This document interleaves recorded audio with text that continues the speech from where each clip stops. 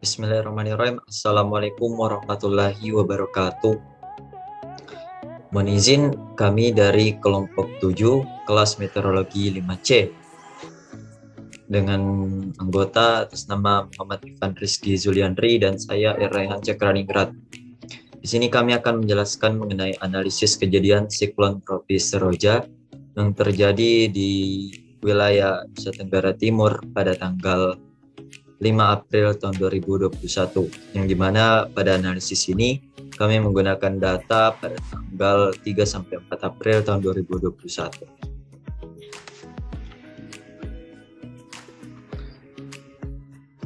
Yang pertama, di sini kita akan bahas terlebih dahulu apa itu siklon Seroja. Nah, siklon tropis merupakan badai dengan kekuatan yang besar disertai pertumbuhan awan hujan yang masif di sekitarnya. Nah, kemudian siklon tropis Seroja sendiri merupakan sebuah siklon tropis yang mulai terbentuk di selatan Nusa Tenggara Timur, Indonesia pada tanggal 3 April tahun 2021. Adapun aktivitasnya bisa kita lihat seperti yang ada di gambar di samping. Nah, penamaan siklon Seroja ini diberikan sesuai dengan urutan dalam daftar penamaan siklon tropis secara internasional, yang dimana di Indonesia sendiri memberikan penamaannya sesuai dengan nama-nama bunga. Nah, bibit siklon ini mulai terdeteksi pada tanggal 2 April tahun 2021.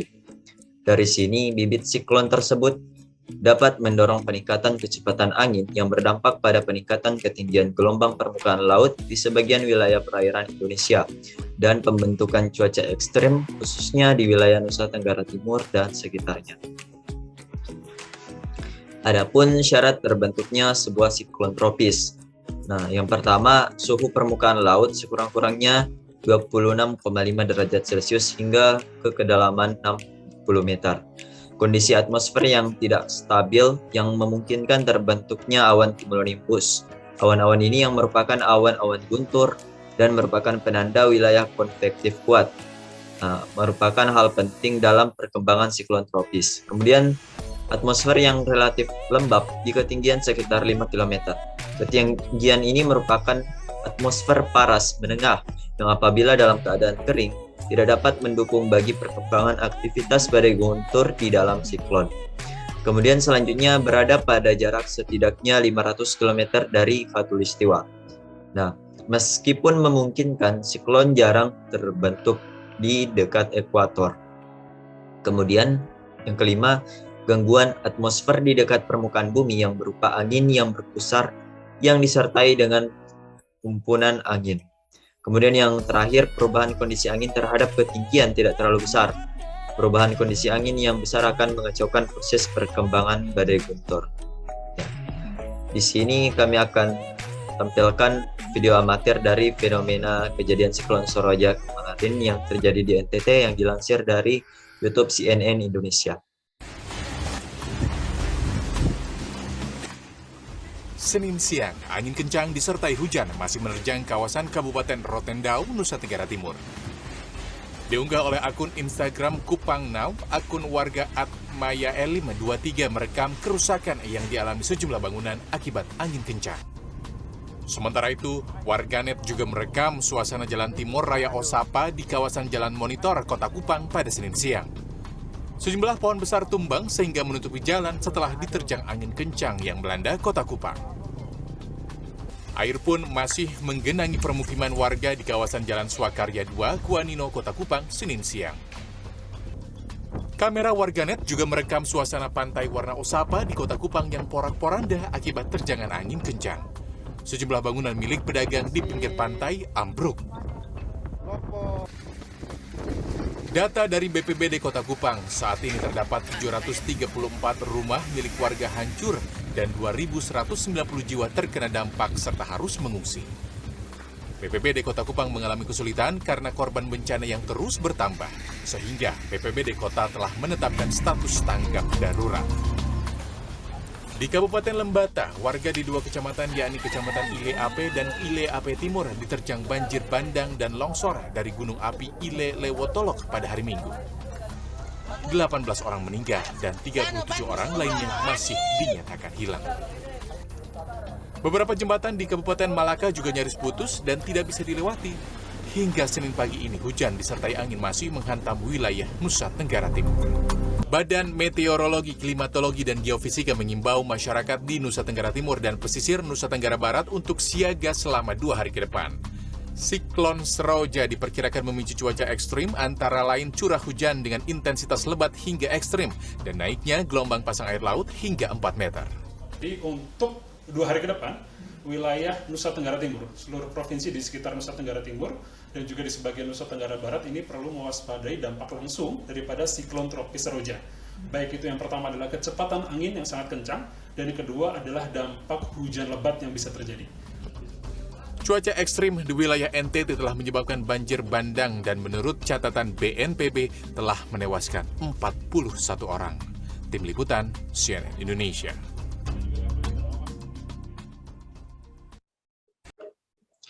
Baik, dari video yang telah ditampilkan tadi, kami berhasil mendapatkan data analisis dari curah hujannya, yang dimana pada tanggal 3 April tahun 2021 tercatat jumlah total curah hujannya yaitu sebesar 84 mm yang dikategorikan sebagai hujan lebat. Kemudian pada tanggal 4 April tahun 2021 tercatat jumlah curah hujannya yaitu sebesar 254 mm yang tergabung dalam kategori hujan ekstrim. Nah, kategori ini kami dapat dari kriteria di bmkg.ac.id, yang dimana kriterianya telah ditampilkan di tabel di bawahnya. Kemudian selanjutnya dapat kita lihat pada peta streamline di wilayah Indonesia pada tanggal 3 sampai 4 April tahun 2021. Pada tempat yang telah ditandai kotak merah, terlihat bahwa terjadi sirkulasi siklon dengan kecepatan angin sekitar 23 knot akibat aliran konvergensi dari arah barat yang berpusat di sekitar wilayah NTT dan sekitarnya. Hal ini tentu sangat mempengaruhi potensi terbentuknya awan konvektif yang akan mendukung aktivitas siklon yang terjadi di wilayah tersebut. Kemudian selanjutnya, jika dipantau dari citra satelit Himawari 8 pada kanal IR, terlihat bahwa aktivitas pergerakan dan proses terbentuknya awan-awan konvektif penyebab siklon ini dimulai dari pukul 12 UTC atau sekitar pukul 20 WITA pada tanggal 3 April tahun 2021. Kemudian mencapai puncak aktivitasnya pada pukul 16 UTC atau 00 WITA di tanggal 4 April. Kemudian kembali meluruh pada pukul 6 UTC atau pukul 14 WITA di tanggal 4 April.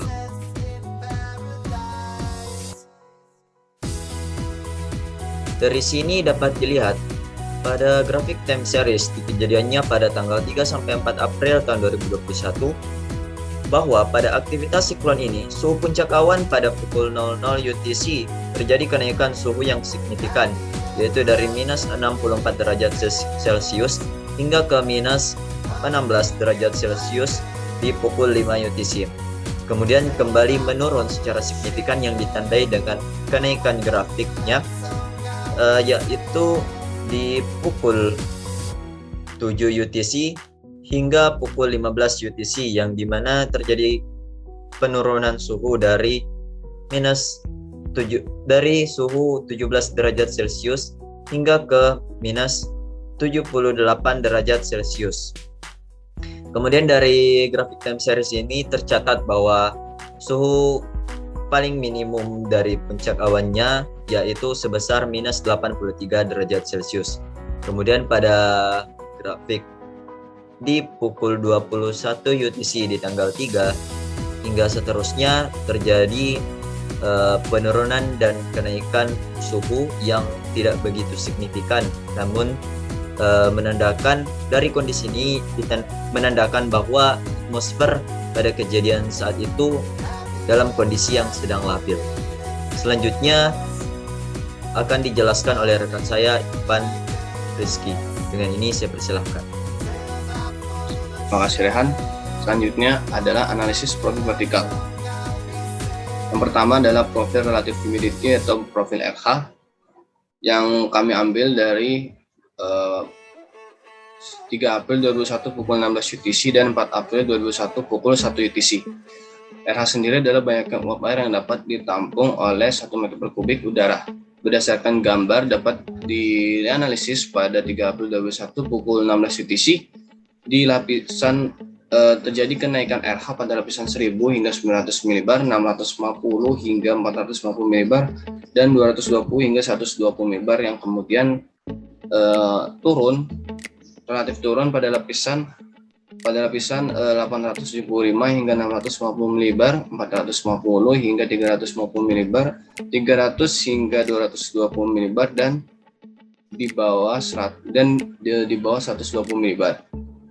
Kemudian pada 4 April 2021 pukul 1 UTC terjadi kenaikan RH di lapisan 1000 hingga 825 mili 650 hingga 600 mili 550 hingga 450 mili 400 hingga 300 mili dan 220 hingga 200 mili. Kemudian relatif turun pada lapisan 750 hingga 650 mili 600 hingga 550 mili 450 hingga 400 mili 300 hingga 220 mili dan di bawah 200 mili, di mana pada lapisan bawah keduanya itu terdapat banyak konsentrasi uap air. Hal ini dapat menunjukkan pembentukan awan konvektif banyak terdapat pada lapisan yang rendah. Pada lapisan 3 April 2021 di lapisan 220 hingga 120 mili dan 4 April di lapisan 220 hingga 200 mili terjadi kenaikan RH yang sangat tinggi. Nah, kenaikan ini bahkan mencapai lebih dari 100%. Hal ini disebabkan keadanya pendinginan di lapisan atas sehingga volume udara yang dapat menampung air itu semakin kecil dan dapat meningkatkan kelembapan udara relatif atau relative humidity RH, dan juga diduga terjadi presipitasi yang ditandai dengan RH mencapai 100% hingga lebih dari 100% yang mana menandakan bahwa udara itu sudah jenuh atau sangat jenuh. Kemudian yang selanjutnya adalah profil dari vertical velocity. Nah, vertical velocity sendiri adalah kecepatan suatu objek untuk bergerak dalam arah vertikal. Berdasarkan gambar dapat dianalisis bahwa ketika vertical velocity bernilai negatif, maka artinya udara itu cenderung naik, sementara ketika vertical velocity-nya itu bernilai positif, udara itu cenderung turun. Hal ini disebabkan karena semakin bertambah ketinggian, maka tekanan juga akan semakin menurun dan dapat dilihat pada 3 April 2021 pukul 16 UTC itu di lapisan 1000 hingga 750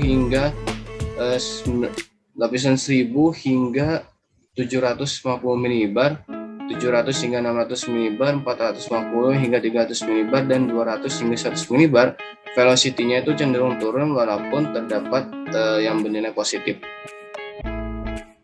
Sementara pada lapisan 875 hingga 700 mili 650 hingga 350 mili dan 300 hingga 200 mili vertical velocity-nya meningkat. Kemudian pada 4 April 2021 pukul 1 UTC di lapisan 1000 hingga 800 mili 550 hingga 450 mili 350 hingga 300 mili dan 225 hingga 175 mili vertical velocity-nya cenderung turun, sementara pada lapisan 800 hingga 600 mili 450 hingga 350 mili 300 hingga 225 mili dan 175 hingga 100 mili vertical velocity-nya meningkat. Hal ini menunjukkan semakin cepat udara bergerak naik, artinya updraft itu berlangsung kuat, sementara semakin cepat udara bergerak turun, artinya downdraft berlangsung kuat. Nah, kekuatan dari updraft dan downdraft ini berpengaruh terhadap pembentukan awan-awan konvektif atau menghambat pertumbuhan dari awan konvektif.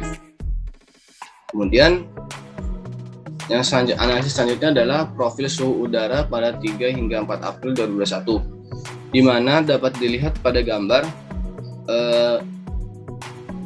dari lapisan 1000 hingga lapisan 100 mili atau sampai lapisan atas, itu suhu udaranya cenderung semakin menurun pada tiap lapisan. Jika didasarkan pada teori parsel udara, maka artinya udara pada lapisan tersebut cenderung bergerak naik atau labil. Dimana bisa dilihat dari 1000 milibar dari suhu udara sekitar 20-30 derajat Celcius itu terus menurun hingga suhunya itu minus 90 hingga 80 derajat Celcius pada lapisan 100 milibar. Artinya parsel udara dari lapisan 1000 hingga 100 ini dia cenderung bergerak naik atau labil. Nah, kemudian yang selanjutnya adalah analisis dari index cap. Index cap-nya sendiri pada 3 April 2021 dan di lapisan di pukul 0 hingga 1 UTC, 3 hingga 9 UTC, 10 hingga 12 UTC, dan 15 hingga 21 UTC, terlihat bahwa energi cap-nya itu semakin meningkat, di mana energi cap yang tertinggi itu terdapat pada 21 UTC dengan nilainya antara 1.100 hingga 1.200 Joule per kilogram. Kemudian relatif menurun pada pukul 1 hingga 3 UTC, 9 hingga 10 UTC, 12 hingga 15 UTC, dan 21 hingga 23 UTC dengan nilai cap-nya yang terendah itu terjadi di pukul 15 derajat Celcius, yaitu sekitar 500 Joule per kilogram. Lalu yang selanjutnya untuk yang indeks cap 4 April 2021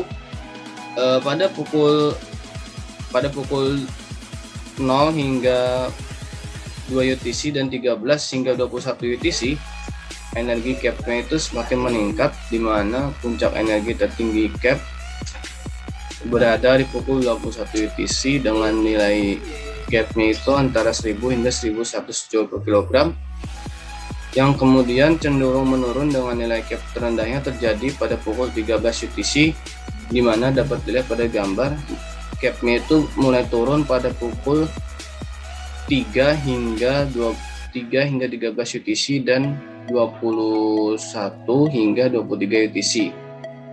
Nilai terendah cap-nya berada di 13 UTC dengan nilainya antara 0 hingga 100 Joule per kilogram.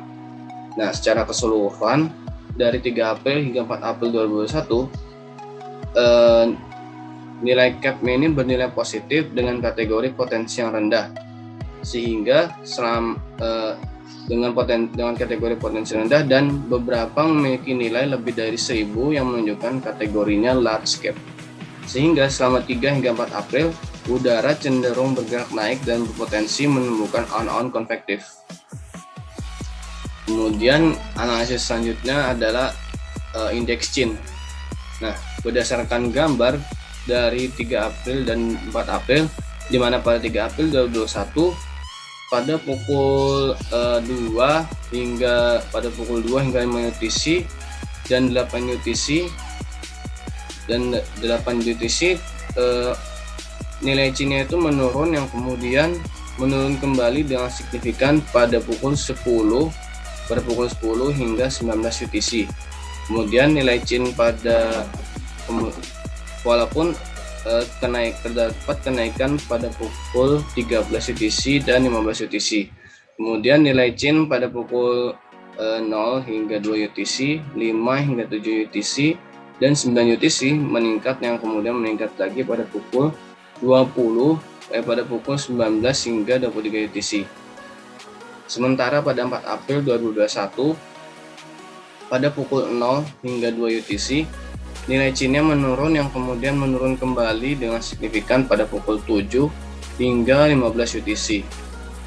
Walaupun terjadi kenaikan pada pukul 13 UTC. Kemudian nilai CHIN pada pukul 15 hingga 23 UTC dia cenderung meningkat, di mana pada pukul 2 hingga 7 UTC juga nilai CHIN-nya itu meningkat. walaupun terdapat penurunan nilai CHIN pada pukul 19, 21, dan 22 UTC. Jika diidentifikasi dengan kategori nilai CHIN, maka pertumbuhan awan akan lebih berpotensi untuk yang 3 April itu pada pukul 19 dan 20 UTC, dan pada 4 April itu di pukul 0 hingga 06 UTC, 08 hingga 23 UTC dengan nilai CHIN rendahnya itu ya kurang dari 51 Joule per kilogram, serta berpotensi terhambat terjadi pada jam-jam dengan nilai antara 51 antara nilai 50, misalnya di pukul 17 hingga 199 Joule per kilogram, atau juga sangat terhambat jika nilai CHIN itu melebihi 200 Joule per kilogram, seperti pada 3 April 2021 di pukul 7 hingga 10 UTC. Secara keseluruhan, nilai CHIN pada 3 hingga 4 April 2021 bernilai positif, sehingga udara itu cenderung bergerak turun dan berpotensi menghambat meskipun hambatannya itu rendah. Baik, ini selanjutnya ada kesimpulan. Nah, dari kesimpulan ini dapat disimpulkan bahwa siklon tropis Roja yang terjadi di wilayah NTT dan sekitarnya yang kami analisis pada tanggal 3 hingga 4 April 2021 merupakan fenomena badai yang menghasilkan berbagai dampak akibat dari aktivitas unsur cuaca dan udara yang terjadi waktu itu. Kemudian terjadi juga konvergensi angin serta sirkulasi siklonik yang dapat dilihat sebelumnya pada gambar streamline yang menyebabkan terjadinya pembentukan awan konvektif dengan disertai adanya angin kencang. Lalu hasil dari analisis kami sendiri juga menunjukkan terjadinya aktivitas awan konvektif yang didukung dengan citra satelit IR dan time series puncak suhu awan serta kondisi atmosfer yang begitu labil, yang dapat menimbulkan terjadinya curah hujan dengan intensitas tinggi yang disertai dengan angin kencang. Baik, mungkin hanya itu saja yang bisa kami sampaikan dari kelompok 7.